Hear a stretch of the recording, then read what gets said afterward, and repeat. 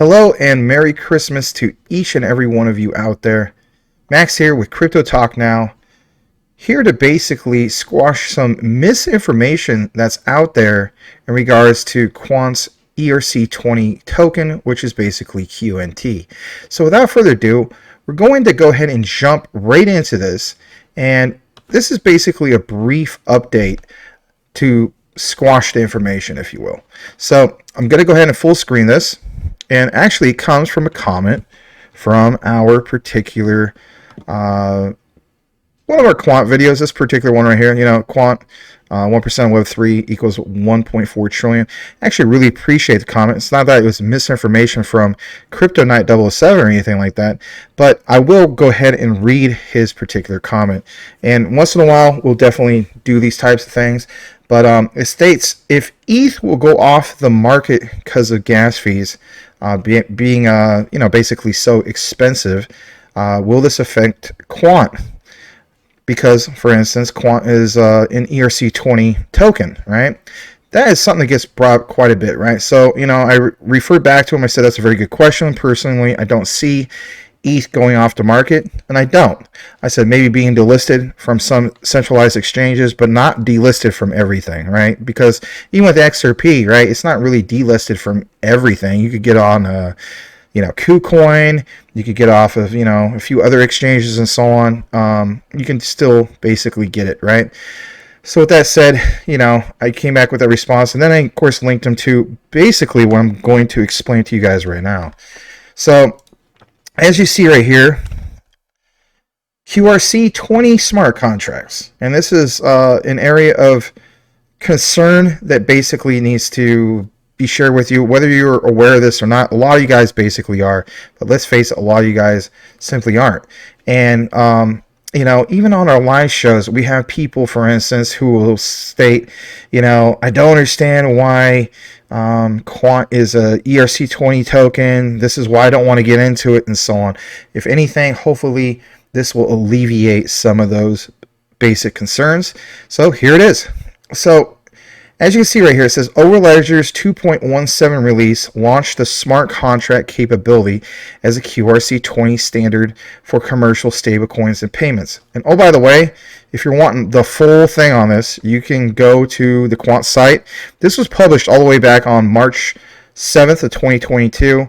There's a lot more to it than just this, but if anything, I'm just going to get to this particular part. So, like I mentioned, it says right here, the QRC-20 standard is based on Ethereum's ERC-20 rules for fungible tokens.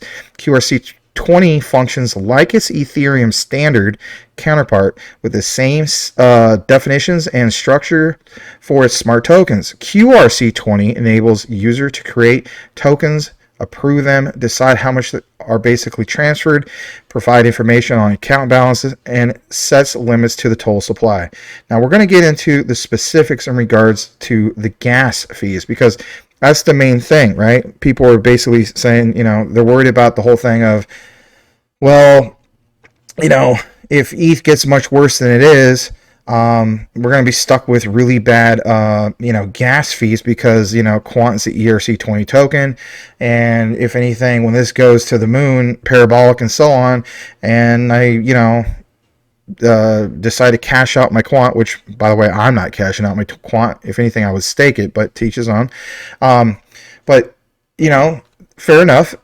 They look at it as though if Ethereum gas fees are going to be high, then that means when you go to sell your Quant, right, you're going to get hit with a great big fee. So what do? Well, it's a great question. So let's get more into it in regards to gas fees specifically. So it says, while ERC-20 tokens are designed for deployment on the Ethereum network, QRC-20 tokens will be blockchain agnostic and work across multiple distributed ledger technologies, right? DLTs. They can be implemented on-chain, which are public DLTs, or off-chain, private DLTs, to enable complex operations between different DLT technologies, such as cross-chain atomic swaps and multi-ledger tokens. Overledger's DLT gateway uses an innovative and standardized REST API based on the internet architecture and protocols to connect different DLTs and blockchains. Now listen to this. This is the moment you've been waiting for, okay? This is the key area. It says, similarly, instead of using cryptocurrency, Ether, right, as gas to conduct transactions or execute contracts, Overledger instead, right, transactions are powered by the QNT utility token, aka ERC-20, with seamless fiat payment options available for corporate customers, right? Now, it states, it is important to note that Overledger is a DLT gateway and doesn't store data or information. Instead, it works as an abstraction platform that orchestrates interactions between various ledgers. All the data is encrypted at the source and cannot be accessed or manipulated. In this way, Overledger helps facilitate a highly secure and decentralized blockchain system catered for the security needs of corporate clients. And of course, it goes on and on about some of these other things like the payment system and so on, which is good. And you could definitely take more of a deeper dive into it. But if anything, I wanted to answer that specific question. And that is, again, I'll reiterate it. Instead of using cryptocurrency, ETH, as gas to conduct transactions or execute contracts, Overledger transactions are powered by the QNT utility token. And basically, which one is that? Let's face it, guys and gals. It is the ERC-20 token. So, if anything, I hope this alleviates the worry, answers that particular question. And if you're wondering, well, I still don't quite get that. Well, I'll leave it with this. Quant is technically an operating system, right? The Overledger, okay? So remember when they're talking about the whole thing with interoperability, how technically speaking on other blockchains to become interoperable, right? When they make those claims, those other crypto projects and so on, whether they're ISO 222 compliant and whatnot, when they make the claim of interoperability, they still need to have that layer of what? That layer of a blockchain to be interoperable. Where on the other hand, with Quant, they don't need that. They instead have Overledger to be interoperable, right? So there's a big difference, to say the least. So, guys, this is just a brief, not even really an update, if you will, because, the information's been out there for a while, but I wanted to go ahead and basically squash that because, let's face it, we do live in a time in which there's a lot of misinformation. And if anything, I'm not saying that it's bad that somebody heard this or anything like that, or squashing or stepping on anybody's toes or anything like that. It's not about that. It's about simply clearing the air for the record based on what?